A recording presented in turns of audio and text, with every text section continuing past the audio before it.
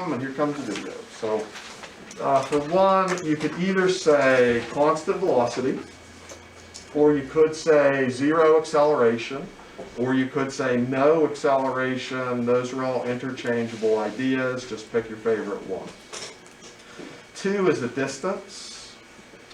3 is acceleration. 4 is speed. 5 is graphs. 6 is steepness. 7 is preferably change in y over change in x, but there's other slope formulas there that work as well. 8 is either speed or velocity. I'd probably prefer velocity, but if you say speed, the book's letting that slide for now. 9, you can either say high velocity or high speed or fastness. 10, you could either say zero velocity or you could say at rest. I think I'd prefer at rest, but I'll take either of those. 11, you could either say changed direction or that it's moving backwards. Either of those things. 12, we have direct variation. Y equals some letter and then an X, preferably an M, but it doesn't have to be an M. And the picture of that is a straight line that's coming out of the origin. There's linear. That's a straight line anywhere that's not coming out of the origin. Something like y equals mx plus b, and that has to be that letters that time, because that's a famous Algebra 1 equation. Inverse variation should have the word variation on it. If they don't have the word variation on those, I've been going halves. The only one that doesn't have the word variation on it is linear.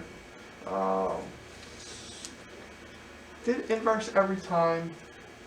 Were we writing variation on inverse? I'll let it go on inverse. Direct variation absolutely needs to have variation. Inverse, I feel like I haven't been consistent every time saying variation with inverse, so I'll just let that go. Next time we do it, let's throw variation on all of them but linear. Second degree variation or direct square variation are the same sort of title. You could pick a title for that, either direct square variation or second degree variation. That's y equals some letter like an A, and then x squared on it. And then we'll cut the video for a bit. So here's some stuff that'll help you do the next 2 homework assignments. So tonight we're looking in the book to hit up a 1 to 7. And then 2 days away, we're into the chapter review that's in the book. 3 days away, we would be my creation of the practice test that just made its way into your hands. That's 3 days out from now. To do the 1 to 7, here's just a couple sample type problems that might help you do the 1 to 7. So if they say to you that a car travels 30 meters per second, that is its velocity. And they want you to make a table of its distance to help you make a graph of its distance. The variable for distance is s. The equation for that, s equals, we could, but not in this setting. S equals, disagree, v times t. To do a distance table, we would just do the equation, s equals vt. So I'll take a step over here. I have a time, I have a velocity. Oh, I'll do 4 seconds worth because that's about all the space that I have to do that. So if we give the car 0 seconds of time, sorry, this should be a distance column over here. If we give the car 0 seconds of time, how much distance has it covered? 0. After 1 second, 30. Because at that point, we're just doing the 30 times 1. After 2 seconds? After 3 seconds? After 4 seconds? So they're going to do that on a couple of the homework problems. They'll ask you to make a table after they gave you a speed. Take the speed times the time. Make yourself a little table. Time is always going to be on our x-axis. Distance can be on our y-axis for this story. How would you feel like counting on the x-axis? I'd count by ones. 1, 2, 3, 4. How would you feel like counting on your y-axis? By 30s. I'd count by 30s as well. And this point would be located at the origin. This would be at 130, 260, etc., and so forth. Like connect the dots. There will be a little bit of that in the homework. If we want to tie this into a vocab word, what graph is that? Direct variation. It's not exactly, it's sort of linear because it's a line, but direct variation better because it touches the origin. If you think back to yesterday's quiz, that was a phrase on yesterday's quiz. It was distance varied directly with time. So the fact we got a direct variation graph shouldn't be shocking to us. Question about that? And here's a similar graph to one that we did yesterday. This is a distance time graph. If I take a distance time graph, I can ask you questions about distance if I wish. I didn't do that at all yesterday. But in the homework, they'll do this a little bit. They can ask you stuff like, how much distance did you cover from second 1, let's go from 0 seconds to 1 second. How much distance did you cover? Can anybody answer that question? How much distance did we cover from 0 second time to 1 second time? 10. Because at 0 seconds, where were you? At the origin. At 1 second, we're basically at 10. So what we covered was 10.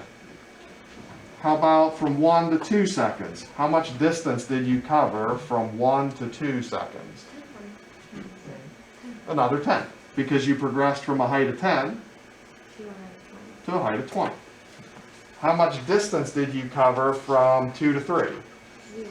Nothing. Because you started at a height of 20 and you ended at a height of 20. If they ask you any questions about how far you went, and it's a distance graph, just read numbers from the y-axis. How much distance did you cover from 4 to 5? Nothing. How much distance did you cover from 6 to 7?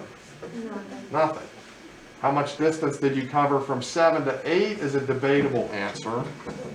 20, or you could argue for negative 20 maybe if we're willing to get into the discussion the book doesn't want to have yet about vectors. If I asked you about a distance, you could safely say 20. If I were saying displacement, someday we'll get into that, but it would be a negative 20 answer instead because we went down, we came back.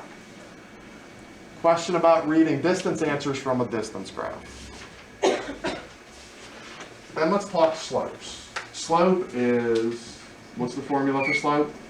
Change in y over change in x, always. In this setting, we don't have a y. What did I label instead of the y?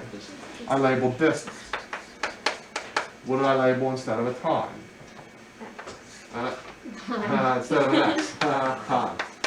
If we do distance divided by time, that means that for any graph that's a distance time graph, the slope is, what's distance divided by time? Speed. Or velocity if you prefer that word.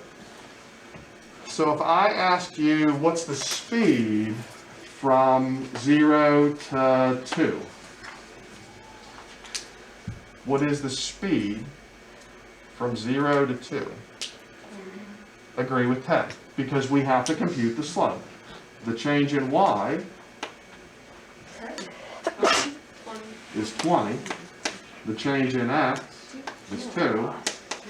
The speed is 10 for this first uphill climb. If I asked you the speed from 0 to 1, you'd say 10. The speed from 1 to 2, 10. The speed from half to 1.5, 10. The speed anywhere in this entire portion of the graph is going to be 10. The speed is always 10. Speed over this portion is 0. You don't even have to do the math on that. You know slope of this is 0. The downhill climb. Speed of our downhill climb. You could argue for 20. You could argue for negative 20, and that's still debatable for us until the book has the conversation. Okay, so The change in y here is negative 20. The change in x was only a square. Personally, I feel like I'd go with negative 20 as the velocity. But if they say speed, technically speed can't be negative, so you could go with 20. That's like an argument we can have later another time. Question about that? How do you get the first 10? The rise is 20. The run was 2. So 20 divided by 2. Oh, so we're not in the right. Okay. Question about that? If I ask you to graph those velocities we just did, 1, 2, 3, 4, 5, 6, 7, 8. What was the velocity or the speed here the whole time? 10. 10. So if I want to make a graph for those first 2 seconds be at 10, what's that going to look like? I'll go like that. Just a straight line. All lines are straight. I mean, like Horizontal line. I'll agree with that. So we get 2 seconds worth of 10. For this part, 2, 3, 4, 5, 6, 7, that whole part, that had a slope of 0. So how can I graph a slope of 0 for 2, 3, 4, 5, 6, 7? All the way across.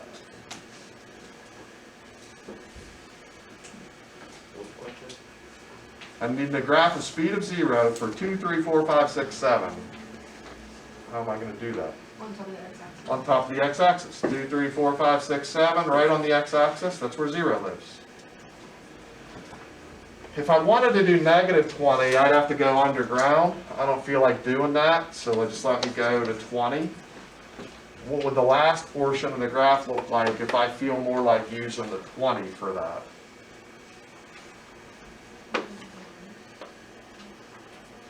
Where would I go? Up 20. Up to 20. And then 7 to 8. Just go from 7 to 8, like one little step. They'll do that, I think, once in the homework.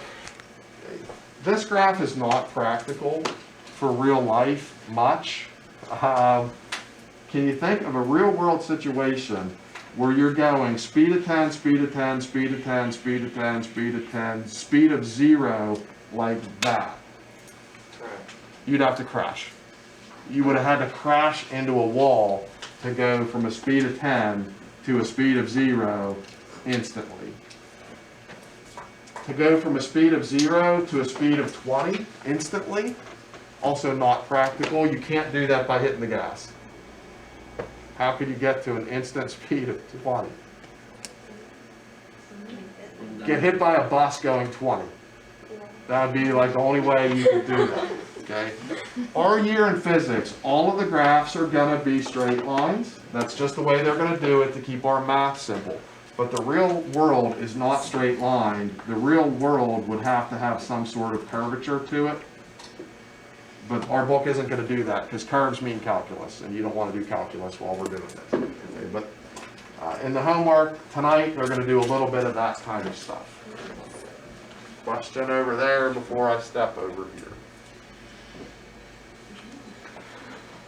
A project you'll have that'll be part of the quiz tomorrow is making yourself a variety of graphs. So there's going to be a whole bunch of distance time graphs. I'll do 5 of those for different settings. We already had a discussion over here that leads into that. If we're talking about distance time graphs, the slope of them is the speed. So if I'm talking slope, I'm talking speed. If I'm talking speed, I'm talking slope. What's a one-word synonym for slope? Steepness. Steepness. So if I'm going to move an increasing speed, increasing speed would mean increasing slope. Increasing slope means it's getting Faster. in terms of the picture. Slope means steepness. So if we're increasing our speed, we're increasing our slope, that means we are getting steeper. Can anybody draw me with a little trace out with your finger somehow some sort of a shapy shape that's getting steeper as it goes, what would that look like? Disagree with the gesture I just got. Increasing steepness. Disagree. I'm so confused. Agree. What did you just say? That gets steeper as it goes. If you were riding your bicycle off this hill, you'd be feeling pretty happy at the beginning. Not so much when it got steeper. Okay. If we're increasing speed, we have to be increasing our steepness. Something like that would do the job. If we're decreasing our speed, that would mean it's Going down. not necessarily Not. Getting What's less the opposite of getting steep? less steep. So can we do a picture where the thing as it goes gets less steep? That is correct. If you were riding this on your bicycle, you'd be pretty mad at the beginning, but as you went, you get happier because it's getting less steep. What if we want to be a constant steepness? Disagree. Oh. Anything that's straight. Okay, that's what this picture over here did for us. Okay, this was a car moving at constant speed. That was what that story was about. A car at constant speed has a constant slope. It's just a straight, flat, non-bendy sort of line. If we're at rest, rest means it has a velocity of zero. Velocity for this present series of stories is a synonym for steepness or slope. So rest means velocity or slope of zero. Slope of zero. There we go. That's what we just did on this graph. When we were on the top floor of this thing, that was at rest for a bit. This person moved forward at constant speed, they sat at rest for a bit, and then they came back. Change of direction. How could you see a change of direction? We had one over there. Oh, right here. Yeah, when did it change direction? When it went back down. When it went back down. So maybe something like that could work for me. Where in this picture did it change direction? At the top. That right there is where it changed direction. Question about the distance family. So like for the homeworks, they're not going to be like slope it. They're not going to do anything like this tonight. The chapter review in the book 2 days away, we'll do some stuff with graphs like this. That's why I'm throwing it out today. If you can manage this over here, you're okay in the 1 to 7. And then 2 days away in the chapter review, they touch on some of these functions. Okay, right here, I switched the game. I changed displacement or distance into velocity or speed. So now we need to rethink things. So if I go back to my slope idea, the y-axis is now velocity. Time is still the x-axis. What's velocity divided by time? What equation is that? V's over t's. A. That gets you acceleration. So when I get over into this world, acceleration means slope. And slope means steepness. So we're back again to wanting to have increasing acceleration means increasing slope means increasing steepness. How did we make a picture earlier that got steeper? That's correct. Decreasing acceleration is decreasing steepness. Constant acceleration is straight line, constant steepness. Zero acceleration is our horizontal line again. Then we need to tap into a quiz answer. How can we get distance from velocity and time? Velocity times time. Velocity times time. Speeds times times make distances. What is it in shape world when you multiply two things? What is that for the shape? It is its area. So today, one of the answers I believe was area, wasn't it? Area made the quiz, I think. I think it was YOLO. It was an area was a question, at least. So on this, if I want to show distance, I'd have to do something like this. The area of a velocity time graph is distance. You won't have to do anything, I don't think, with that tonight. Maybe you do, maybe you don't. But at some point in the chapter, you're going to have like a rectangle or something to find the area of it. Acceleration. If I switch the game again to be acceleration graphs, how can I show you constant acceleration? Anybody a thought on that? Constant acceleration, like the acceleration is always 5. It is flat line. I've got a few flat line gestures out there. That would be a constant acceleration picture.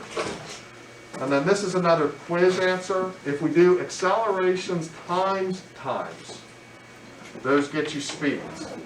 So if I'm having to multiply again to make the thing I'm looking for, what is this again? Another rectangle. It's another rectangle finding its area. So if we want to find speed, we can get it from acceleration graph if you do the area. If you want distance, you can get it from a velocity graph if you're doing the area. And that's like 2 days worth of homework, sort of semi-previews of some things to come. Quick look at the practice test to compare it to your next quiz. Let's see. The next quiz will have 23 vocab points. Borrow yours because you're just closest to me. Okay, if you look at your vocab practice test, 1 through 14 are 1 to 14 for tomorrow's quiz. 15 makes tomorrow's quiz. It'll say how is slope calculated. That's the same formula you did today, which is change y over change in x. 16, I'll just give you the answer. If we have a curved thing, the answer to that is find the slope of a tangent line. That is not a quiz question tomorrow, but that's something that we'll talk about in like 2 days when it comes up in the chapter review. You find the slope of a tangent line, and no one knows what that's about yet. The rest of this looks right to me. The quiz would stop at 24. So if you want to draw a line at 24, the quiz would stop at 24. And then we filled in the answer on number 16 is not on the quiz. Find the slope of a tangent line. The other thing that makes the quiz tomorrow is if you flip to the back of the practice test vocab, there's an area set aside to do all the graphs that we just did, I think. Probably on page 2. Page 2 have a place where all those graphs are happening. Yeah. So the graphs that I just did, those are part of the practice test. Those are part of the quiz tomorrow. The quiz will have 23 vocab on the front, and then it'll have the exact same 12 graphs on the back. They're not in the same order I just did them, but they are the same 12 stories. If you want to practice that tonight, use the practice test to practice the rest. Practice test is due in 3 days. So tomorrow's a 1 to 7, and it's a quiz that has 23 vocab and 12 graphs. Then 2 days from now is the book chapter review. 3 days from now is the worksheet chapter review that's in front of you. But I would probably do the graphs on the worksheet tonight just to practice for the graphs the way they're on the quiz tonight.